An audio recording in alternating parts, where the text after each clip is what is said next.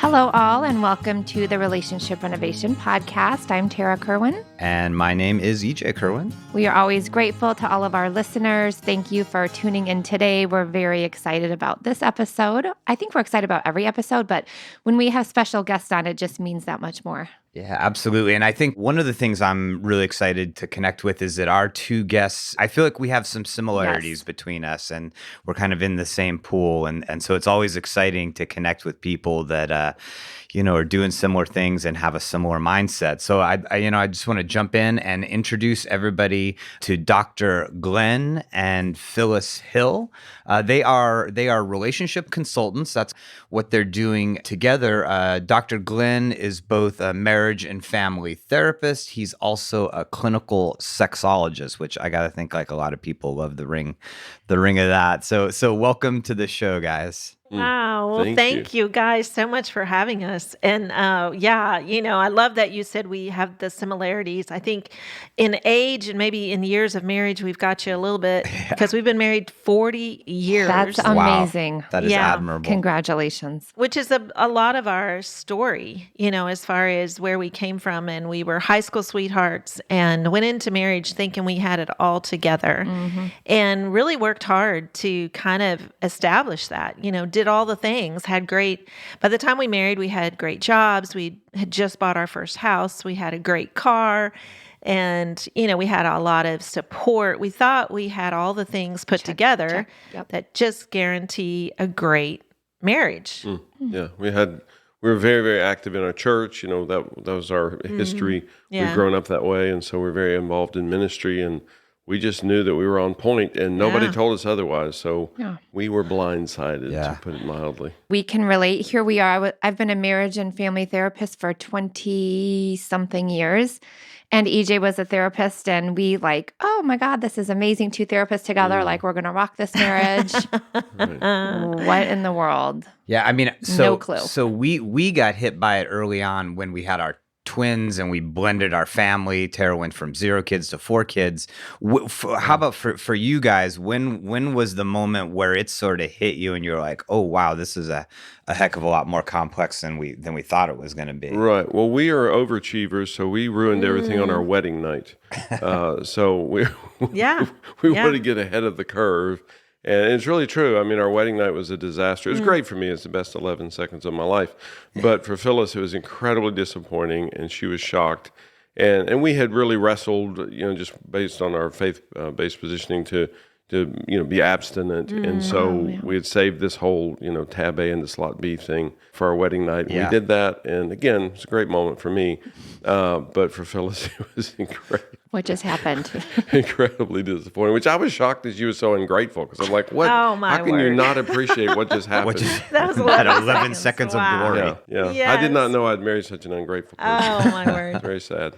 Well, there was a lot. Yeah, truly our honeymoon, I think that because of our background, we had this idea that something truly magical was going to happen, something truly spiritual. And in those 11 seconds, that was not it. And so I think I immediately was traumatized by it, but didn't know how to say it, didn't know how to express that, didn't know how to communicate anything. And so I just shut down. And Glenn had no clue what was happening. And it just kind of, you get back from the honeymoon and everybody just smiles and is super shallow in the sense of nobody really goes, hey, how are you? We know that it can be really, hard on a honeymoon kind of thing. No one said those things. Yeah. And so we just smiled along with everybody else and, just said, oh, it was great, and didn't share what was really happening. Yeah, we hadn't talked to anybody before our wedding, True. Not openly. I mean, we talked about, wedding showers and gifts and, whatever, but we didn't talk about the things that really mattered. And then, our wedding night was so disastrous. We did a lot of water skiing on our honeymoon. Phyllis figured out if we're on a boat with a whole bunch of other people, ain't none of that stuff happening. So that's what we did a lot. Well, and, for both of us, Glenn left home when he was 14. His dad died when he was 8. Wow. I left home at 17. We just didn't realize that all that stuff affects you, that all that stuff really sets you up horribly. And Glenn, from an early age, was dealing with a lot of psychological disorders. He didn't understand that. I didn't understand that. And those all came out like rushing out when we moved in together after we got married. And all of a sudden, like this whole world became really complicated for us. And, I began to see things that I didn't understand, and Glenn saw things he didn't understand. And, it was just right away, like we were lost in it all. And we thought we were doing really well. Like we thought we had set ourselves up for success, but we didn't understand anything really. Like when it came to our backgrounds, the trauma from our backgrounds, and then the honeymoon being traumatic was the blow, the final blow. And nobody tells us that the person we're going to fall madly in love with is going to actually trigger our deepest suffering. What? Wow. And then how do you exactly. and then what do you do? Because you have these expectations and what, I hear that. Yes. So when did you guys start to work on it or figure it out, or like, did it just kind of roll on autopilot for a long time? Like, how did your story evolve? Yeah, I would say autopilot's probably a good word. Like we just started doing the things, and one day turns into a week, a month, a year. And so it was probably almost 2 years in, and we got pregnant right away, which was never our intention. We were going to be one of those people who waits 5 years. Yeah. And, that didn't happen. And so that just added another layer. And so about 2 years in is when we finally had a close friend couple that we just started talking to. And of course, found out that I wasn't broken, that actually this was pretty common. And then we were like, what? You're kidding. Like other couples go through this? Are you kidding me? Because we just thought everybody was perfect and happy and that we were just the ones who were damaged and broken. And then when we started talking about it and realized, oh, we just didn't have a clue. And with a little bit of education, a little bit of honesty, then all of a sudden we realized, wow, this changes everything. And just even having that realization that I wasn't broken kind of changed the hopelessness to having hope.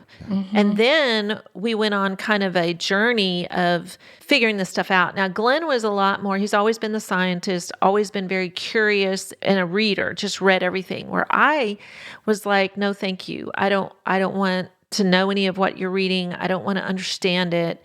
And I think I was in a survival mode for many, many years before what he was learning started making more sense to me. Yeah, especially because sex was so difficult, so painful, both physically and emotionally.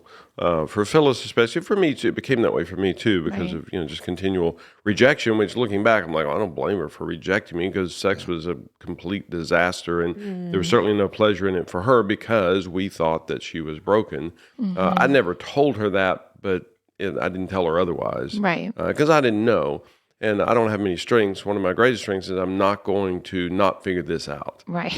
And it may take me hours and days, but I'm going to figure this thing out, whatever the thing is.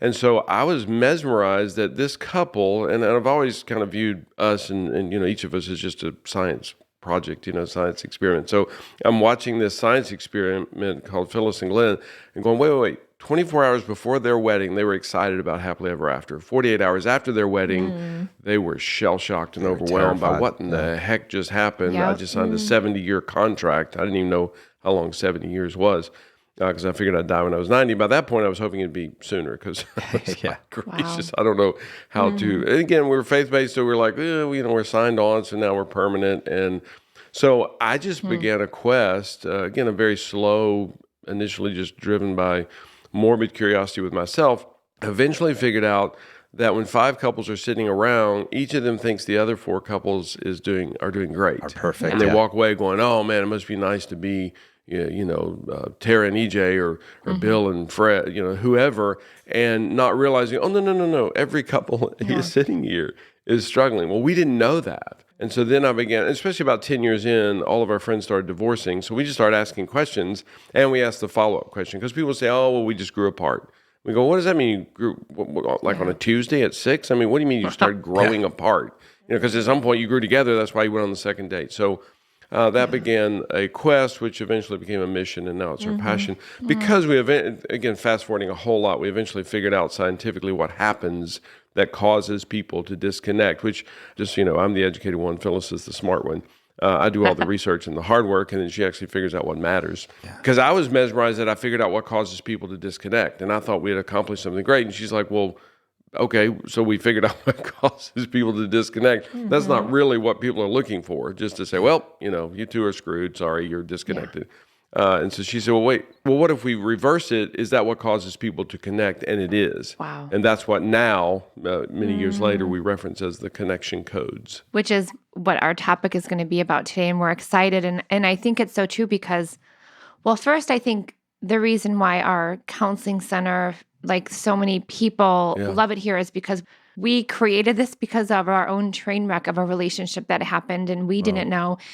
And couples love it when they come in and they don't feel uniquely broken. They're like, you guys fight too. And like 85% of the couples you see have the same. Yes. And it all looks different, but, and then the stories around disconnection. Oh, we're just too tired. Oh, we work too much. Oh, we have children. Oh, and so I'm just really excited to learn this connection code. Yeah. So let's dive right in. I mean, that's our audience. I mean, I think they love to come out of these episodes with like, hey, this is some new piece of information. Yes. And the way in which you guys talk about it is like, hey, we've found this intervention or this way in which people can approach their relationship that quickly makes a difference. Right. We like quickly. Our society likes instant fix. Please, thank you. Well, and the problem is if you're, whatever, you break your leg, you go to a doctor, you don't want him to give you a 6-month plan. Right. You're in pain right this second. And I mean, and pain is very real and it's pressing. And you're like, help me right this minute. I don't want a 3 to 6 month plan to ease the pain slowly.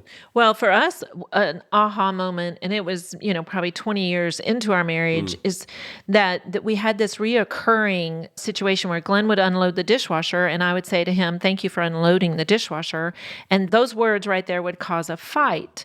And I mean, that had happened over and over. Like literally, you're saying like that. Yeah, not that dynamic, but literally those words. Literally those words, thank you for unloading the dishwasher. He would not respond, you're welcome. He would not say that. He would respond with some snarky response.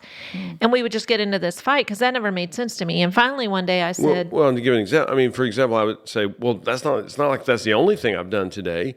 And this poor girl would go, wait, what? I didn't say it was the only thing that you've done today. I'm like, well, I don't understand why you have to make such a big deal about it. You act like, I never do anything worthwhile. And now all of a sudden I'm unloading the dishwasher. It's a miracle. Let's have a party. Call the internet. Yeah, that's how you were taking it in. And poor Phyllis is going, what in the world is going on? She has no idea. Right. And the pain in this is, this didn't happen once, twice, 3 times. Right. This literally happened hundreds, maybe even 1,000 or more times. Just this incredible wounding.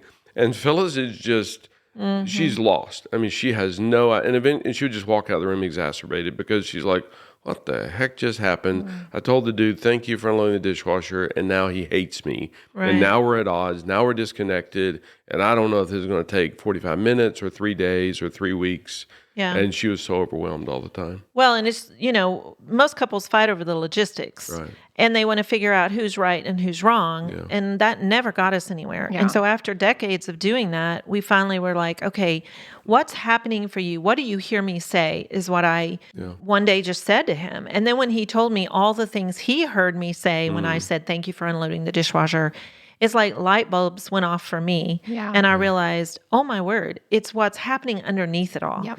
And that kind of took us into this quest. And Glenn actually went back to school when he was close to 50 and got awesome. all the way through his master's and his doctorate, because it was like, okay, we're missing, it's not just logistically learning how to dance well together. It's a lot deeper than that. And that's when he got into the emotional work, because what was triggering for him was a lot of just shame. Like he experienced shame in me saying thank you. Right. And, which didn't make any sense to me. Right. The rest of the story is I live with one of the most productive people on the planet. She's perpetual motion. She gets more done in an hour than most people do in a week. She happens to live with a guy who is not one of the more productive people on the planet. I'm really, really nice and I'm fun and I'm amazing to have around. But it's very difficult for me to get tasks done. And were you just like constantly comparing yourself to her? Yeah. Right. Yeah. Exactly. Right. So when she would say, thanks for unloading the dishwasher, I'm literally thinking she's making fun at me. She's going, whoa, look at this. He actually did something. productive for a change, which again was not anywhere in her universe, but that's what I was experiencing. And I didn't have the words, the know-how to be able to explain that. Well, because it's so automatic, right? I mean, one of the, we slow down our couples to get to that shame or the underlying negative core beliefs that are very deep down. We call it under the hood or in the basement. And when they finally recognize, like, and they do the work around understanding what's really beneath it, it's like wow moments for each of them. And that's where we actually start to see the shift in compassion and connection. Because it's like, you felt unsafe in that moment. Like, I had no idea. Or you felt like you're not enough. But it takes some vulnerable work to get there. Right. Right. Well, and I love that you said that because another aha moment was when we watched the movie It's a Beautiful Mind with Russell Crowe. It's the John Nash story. And for me, that brought a ton of compassion because I didn't understand psychological disorders at all, which was a big part of our story, a big part of our relationship because Glenn is on the spectrum with a lot of things. And either of us knew that. And so there were moments like that where I saw a movie and I was like, okay, wow, there's so much going on. There's so many voices in his head that's telling him something that's not what I'm saying, but yet I'm the only one in the room. So he's responding to me as though I'm saying those things and I'm not, but yet for him, I am. Yeah. And so we learned so much through that kind of stuff. And I think that now our mission with the connection codes is to bring the simplicity of things to couples because, there are a lot of people who will never go walk into a therapist's office. We know that. And, Glenn, even though he has a private practice and has worked with many, many couples and seen these tools work very quickly, his goal is always to be able to get them to a place really quickly so they can sustain this because most couples, even if they start therapy, they can't afford to continue for very long. And so it's the idea of let us give couples just enough so they can get started. And a lot of it is understanding emotion. For me, I always said, I don't do emotion. Glenn has enough for both of us. And I said that over and over for years and believed it with all my heart. A mantra I did almost feel like you couldn't have it because then... Yes. Exactly. Right. There was not enough space or enough time in a day for his and mine. And so I was just like, I just opted out, which of course it was around 50 when my body shut down, because that eventually happens, that I had to go, wait a minute, what's happening? And it was because I was storing all the emotion. I wasn't letting it out of my body because I didn't even believe I had emotion. And so Glenn was doing all of this work in his private practice. And so then he's trying to help me. And one of the tools that we have is called the core emotion wheel. And it's a simple way to look at what's firing in our brains and to understand, which I didn't know that my brain had emotion in it. Like I didn't know that every human has that. Yeah. So I really thought I could opt out. Darn it, you learned wrong. I know, right? And so that made all the difference. Can we start like because you were saying the research piece of it, right? And this is how you kind of came up with the connection code.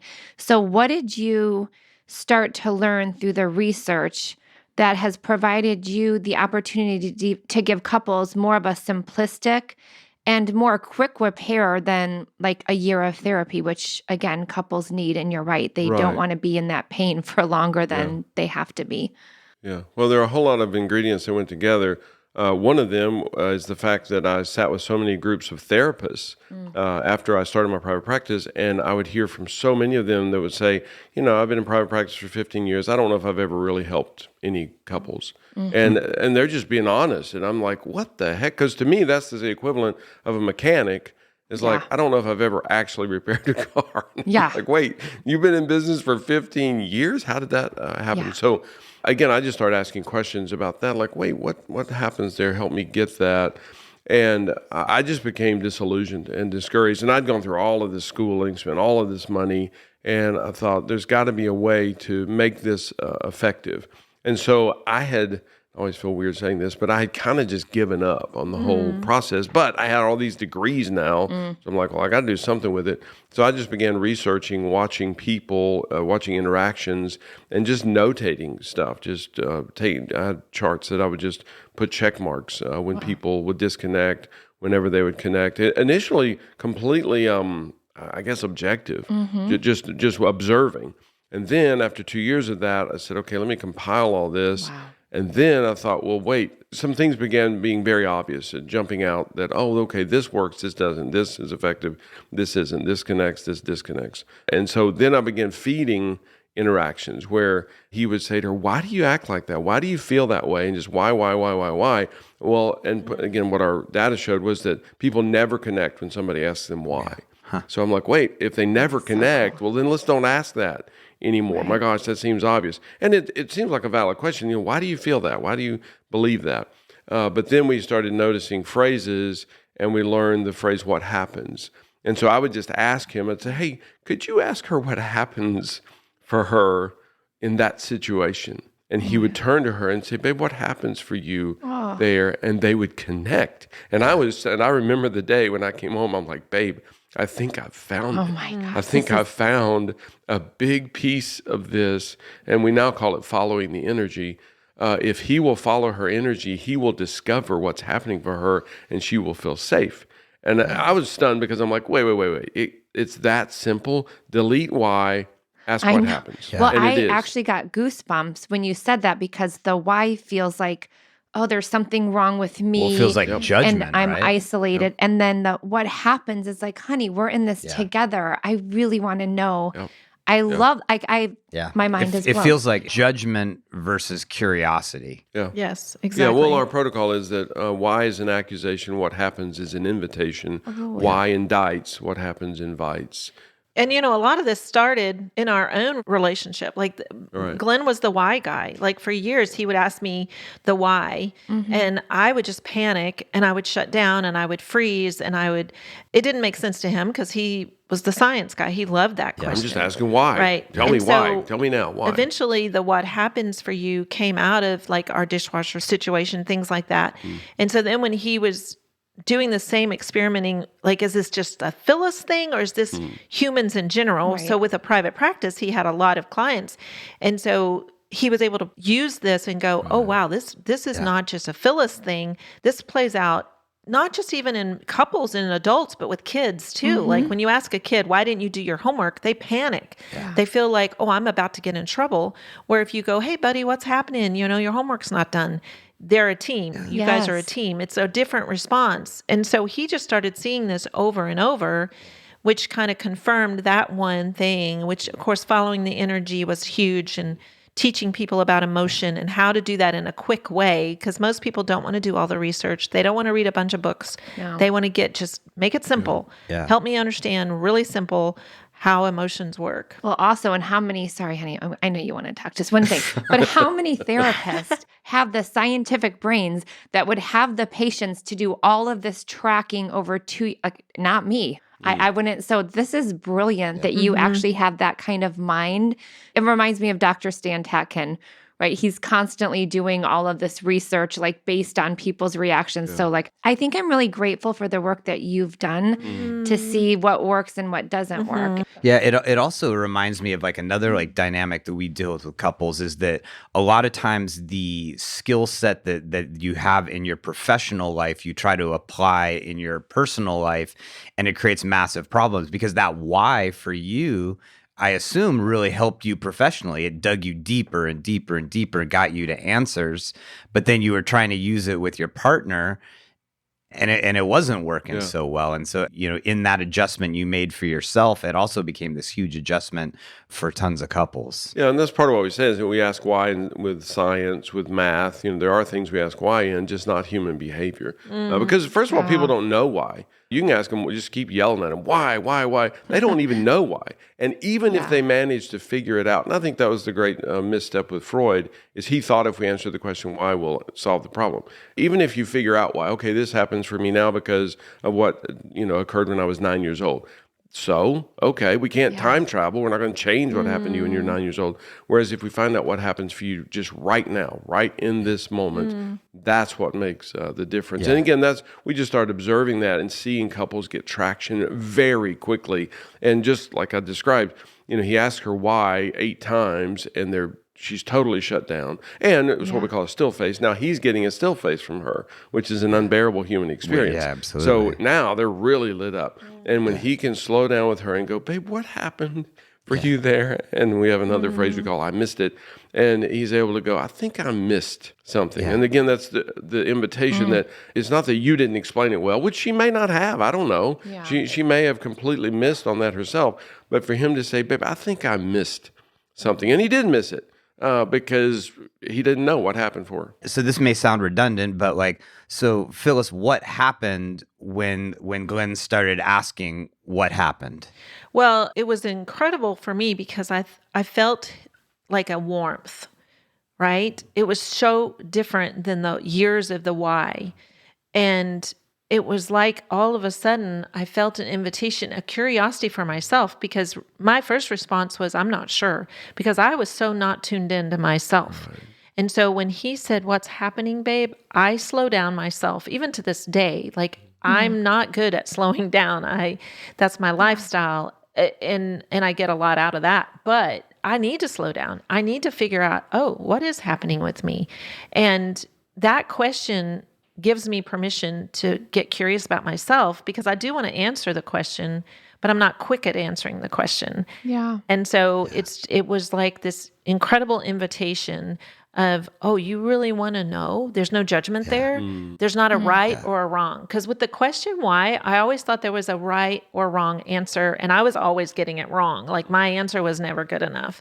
My answer was always a fail. And so the question, what's happening for you, it's just really personal. There's no judgment on it. Yeah. It's like, well, this is my experience in this moment. And we are so different, even after 40 years of marriage. Like, I can see a day where it's cloudy and I experience sadness in that. Glenn sees cloudy days and he just experiences joy. It's like his favorite day is a cloudy day. And so it's like, wow, even after all these years, we don't experience even the simple thing as weather as the same. And it's like, it just makes it okay. It's like, hey, I accept you the way you are. And it's beautiful. He just wants to know, what's happening for you today. So how, because I really want to move into this intimacy piece if it feels okay, because you did get your doctorate in sexology, and you guys did have that initial trauma of the honeymoon night. So how does this kind of start to do this piece because the communication piece, you're creating more emotional safety, you're creating more togetherness instead of judgment. How does that start to move into the intimacy spectrum? Well, what we've done culturally is we've said that sex is, number one, an activity, and number two, it's all about the logistics, the technique, the positions, whatever. And all you have to do is go to a grocery store, stand in the checkout line, and you'll see Red Book, Cosmo, whatever. And I'm not dissing them, but you just read the articles, and it's all about logistics. We just have to have more candles or whatever, and not realizing that if these partners don't have emotional depth, emotional safety, emotional connection, they're never going to have sexual connection. They can have sexual activity. You can have sexual activity with anybody, all the time, and lots of people do. But and it doesn't matter to me, I'm not judging, it does, but if you don't have emotional connection, and that's what finally became clear to me, is that's the big missing piece. That was certainly the missing piece for us, that we weren't emotionally, this girl wasn't safe with me. She felt wounded. She felt stabbed. She felt just attacked by me literally every day. And so at the end of the day, for me to go, hey, babe, you want to have some wild, crazy sex? She's like, nope. And she would answer the question that I asked her. And then I would walk away bleeding, wounded from that. Yeah. So realizing that if we have to start, and we actually, our first masterclass is called Foundations, because we're laying the foundation, because we also have a masterclass on sexuality.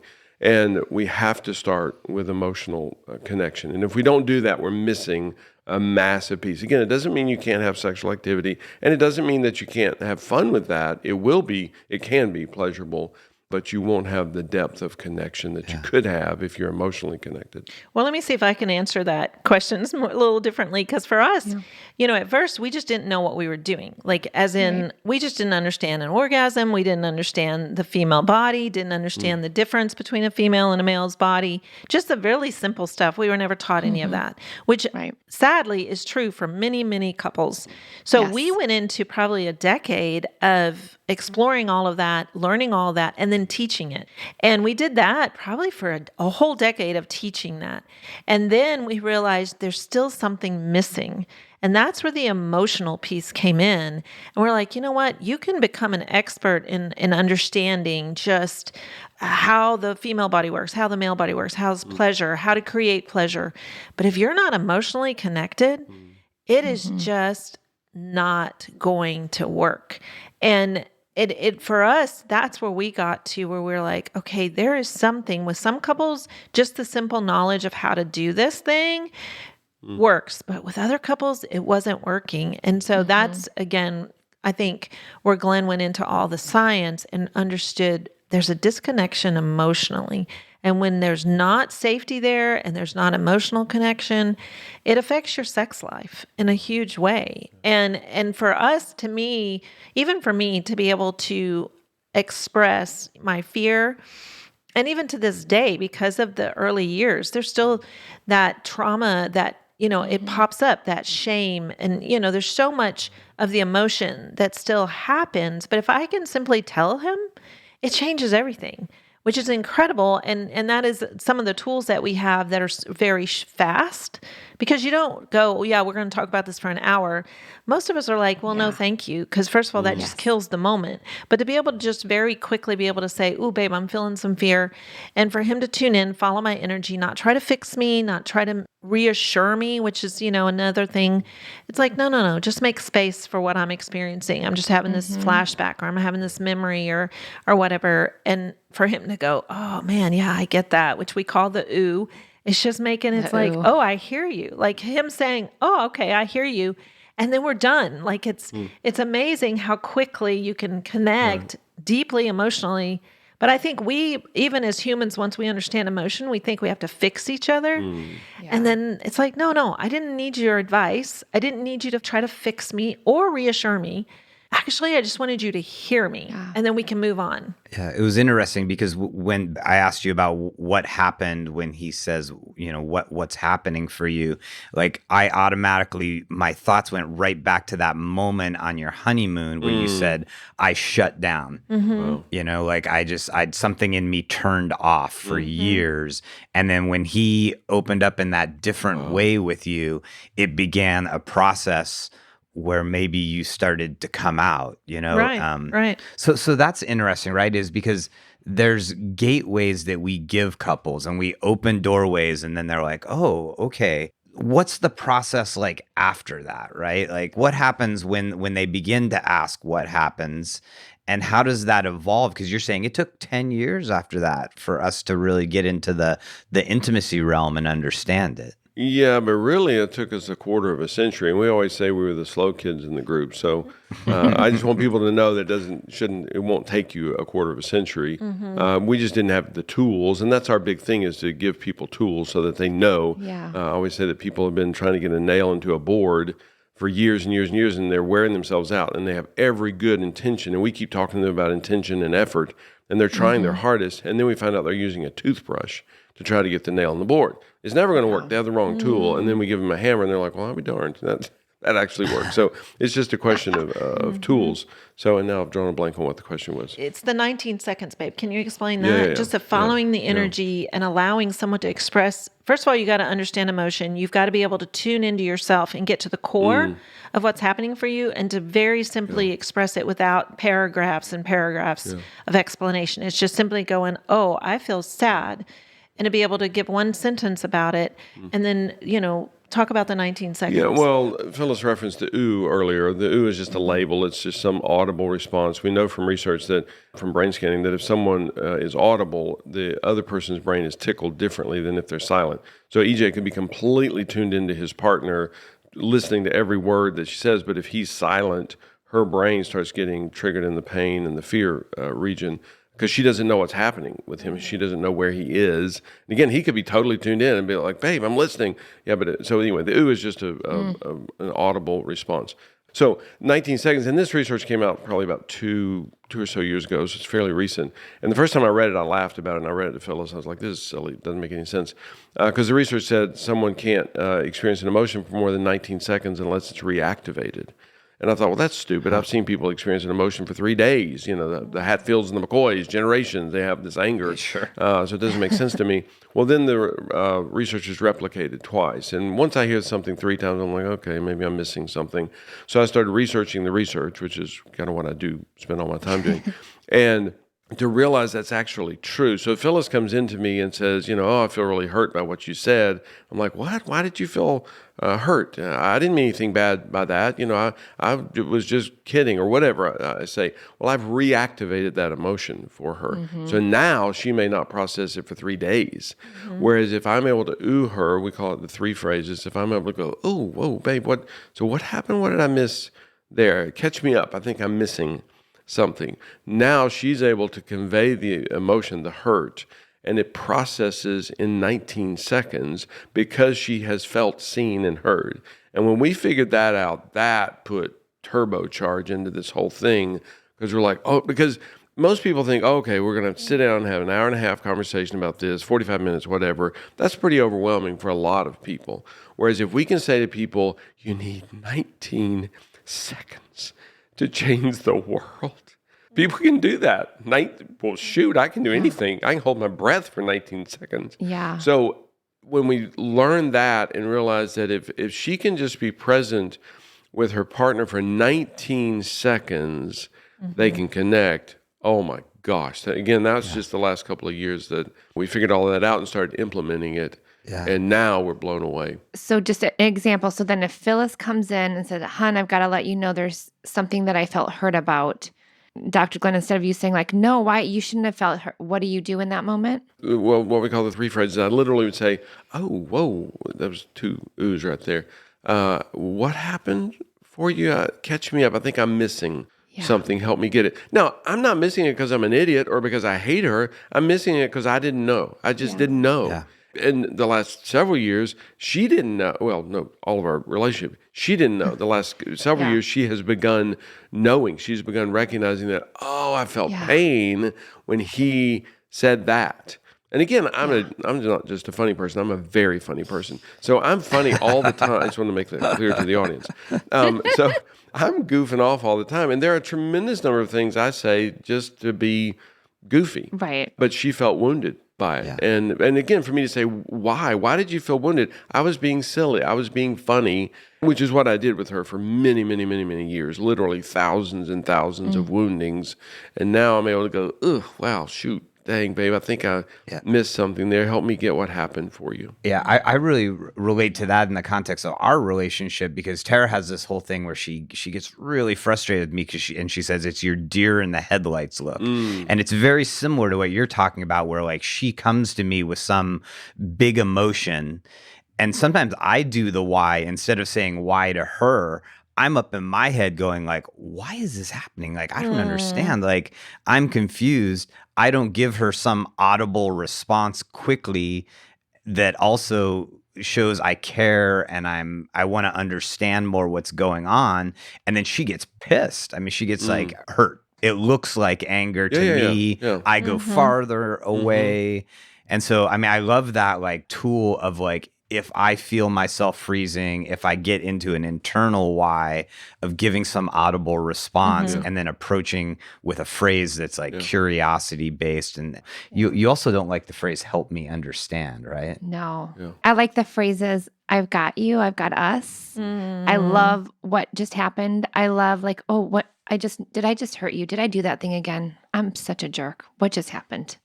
I love that. The other things feel like, I feel like you're saying there's something wrong with me. So like, and then what was the question you do? I'd say, help me understand sometimes. Oh, yeah. I don't know why I don't like that. Is that bad, you guys? Well, I can tell you why you don't like that scientifically, because the problem is he's saying to you, you need to explain this so that I will understand it. EJ is never going to fully understand Tara, ever, and vice versa. Yeah. Phyllis is never going to fully There are things that happen with me that make zero sense to her. Right. I mean, I have a Yeti cup right here. I drink from this every day. I get at least 85 ounces a day. The straw is always lined up with the logo the way God intended it to be. Phyllis doesn't know that. Phyllis is unable to see. I look at that, and I feel joy that the straw is lined up with the logo. She doesn't. She never has. She never will. She's not capable of experiencing joy about that. And she's not capable of feeling sadness if it's not lined up. Well, I'm not capable of not feeling sadness if it's not lined up. So we are as different today as we've ever been. We haven't cloned each other.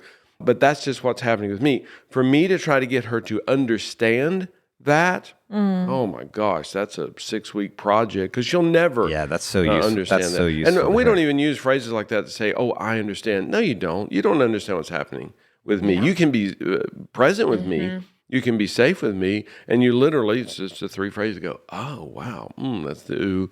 So what all happens for you? Help me get that. What am I missing there? And again, she doesn't get it. She gets me. She gets that is what happens for me. I don't step on cracks. Phyllis steps on cracks just willy-nilly. I mean, she doesn't care about cracks at all. It's unbelievable to watch her walk. It's weird. She just walks in a straight line. I don't. I always say she goes from A to B. I do all the letters of the alphabet when I'm walking because I get overwhelmed. I mean, it's a pain experience and a fear experience to step on cracks. My psyche gets disordered. I'm not trying to experience that. That's just what happens for me. That's never happened for her, and it never will. And she doesn't have to understand that because it's not possible for her to understand. It reminds me so much of a couple this week Tara and I were working with, and they were talking about this like brief period in recent history, and they're just so caught up in the fact that neither one of them really understands the other's subjective experience in that over that period of time. And it's constant conflict about trying to get the other person to understand. And then we did this work with them where it was just like, about understanding exactly what was underneath the hood. And you're not talking at all about the facts. And it's just about each person finding a vulnerable way to open up. But I mean, one, it's obviously super difficult to do that, but just having these tools, these like things, especially, and you're saying, hey, these are based on science, like these words versus these words generate different responses. So I encourage people who are listening to this episode, I know we have already, like write these things down and try it out, right? Yeah, I've got mine all written down. But we do say to people, just try this for 30 days. Well, part of the beauty of this is there's no side effects. It's not going to eat up your liver. So just try it for 30 days. And at the end of 30 days, write us a nasty letter and say that was stupid, didn't work. We've never gotten that letter from people. We've issued that invitation to thousands. Well, and it doesn't even take 30 days. That's what's so incredible. Like when you change, like even those that are listening right now, I mean, you go home and instead of asking the normal why, whether it's of your partner or your kids or your coworkers, ask what happens. You'll be shocked the difference that you get from humans. This is not just a close partnership. This is like coworkers. Try that. And then you're like, whoa, that what they just shared with me just blew my mind. Where I would have never gotten that from my friend if I had just done the normal. And it's like what happened slows us down and people respond differently. And it's a beautiful thing to see. And then it kind of convinces you that, okay, wow, that really does change a lot of the way we interact with each other. And then it's like one of those where you go, okay, now that I know that worked, let me find out what's that other thing that I'm supposed to do? Like, how do I follow the energy? Because I think a lot of times we think that we're supposed to encourage each other. Like someone says, oh, I'm so stressed out. And we want to either fix it all so they're not stressed out, or we want to kind of go, oh, me too. And then we jump into our own stressful story. And the person feels so unheard and so unseen because we didn't find out what happened. Because even the words, I'm so stressed out, that doesn't communicate what's really going on. We don't even understand what that means for that person. But when you say, oh, well, what's happening with that? Well, then they have to slow down and go, well, and then they start to think and kind of go into themselves and be able to express what's really happening. And I think we have a lot of catchphrases that we just hear from each other, and we almost think, oh, I know what you mean when you say you're overwhelmed, because we interpret it with our own definition. Instead of really tuning in and going, oh, what's happening with overwhelmed? And then I think it's that emotion piece, right? A lot of people don't understand just the core emotions that we all have and share. And, that we have a region in our brain that houses 5 emotions. Like, it's not super complicated. We've just made it complicated. Those brains of ours. To understand, people don't do that from a bad intention. Right. And that was part of our research, was that so much of relationship therapy, marriage therapy, is directed towards intentions and efforts. And in reality, that's not the problem. So if Phyllis comes in and says, I feel sad, and I hug her and I go, oh, babe, don't be sad. It's going to be a great day. You're doing great. I'm so proud of you. It sounds good. It sounds like I did the right thing. And I actually reactivated her emotions, and I made it much worse, not better. But the whole time I'm thinking, what? I encouraged her. I did a great job. Right. But it's a great intention. It's just a bad application. Well, and before we run out of time, I do want to say that we set something up just for your listeners. So if they go to connectioncodes.co/renovation, we have a free class that is about breaking the cycle of frustration, which is just as far as conflict in your relationship. And a lot of the things we talked about today will be in that. So we wanted to make sure your listeners had a way to kind of get a little bit more. And then if they're interested at all in any of our master classes, we also have, just for you guys, a special code that will give them 20% off of any of our stuff. And it's just use the code renovation. So we want to make sure we get that in before we go any further. Well, and thank you so much for doing that for our listeners, because everything that I've heard today, I'm just like, I always love learning, but it just makes so much sense, and it doesn't feel complicated. Right. Absolutely. But it's research-based, and it just feels like, the connection code. There it is right there. And I'm literally going to be in my head all weekend, especially with our 4 kids and everything. What happens? What happens? What happens? Right, I'm like going to train myself to do this. Yeah. I love these interviews, because really I feel like what we do is we offer people like a little bit of a sampling platter. Yeah. And it's like, hey, here's somebody, and do you connect with what they're saying? And and does it, like, because I know, like Tara said, both of us have been like, oh my gosh, like that is going to be like useful for personally and for everyone we interact with, And so, I'll put the codes and the link in our show notes. So please check out Dr. Glenn and Phyllis, because, obviously you guys are doing amazing stuff, and it's always great when it's worked in your relationship, right? Right. Yeah. Well, and I wanted to mention that's the reason we're so passionate about this, is because we're as mesmerized as anybody, because we're living it, and we're startled because we remember the pain. We remember all of the disconnection, the fails, just the struggle, the impossible day after day, after week, after month, after year. And now it's like, really, we can process through this in 19 seconds, even 30. What the heck? I'll take 30 seconds, 60 seconds, because it used to be 3 days. Right. And so we're just mesmerized by this. So we're passionate about it, because we found the cure for relational cancer. Wow. And the connection codes have spread to about 60 nations now.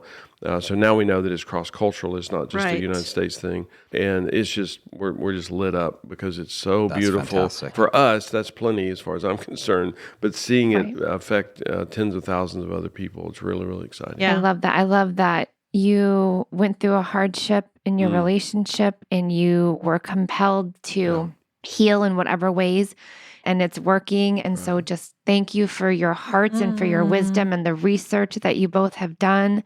And just really grateful to have you on today. Yeah, absolutely. We've loved it, and we would love to join you guys again. This has been really fun, really special. Awesome. Well, and as always, thank you out there for listening. Check out Dr. Glenn and Phyllis. We'll put those links in our show notes today. Please, if you love this show today and you enjoyed the content, please share it, tell a friend.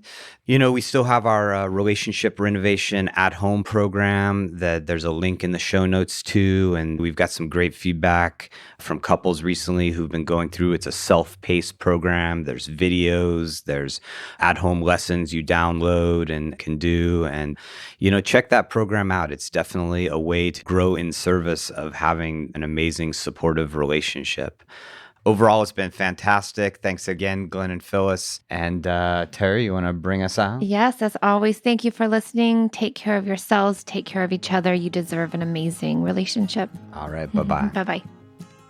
Me and you just singing on the train. Me and you listening to the rain. Me and you, we are the same.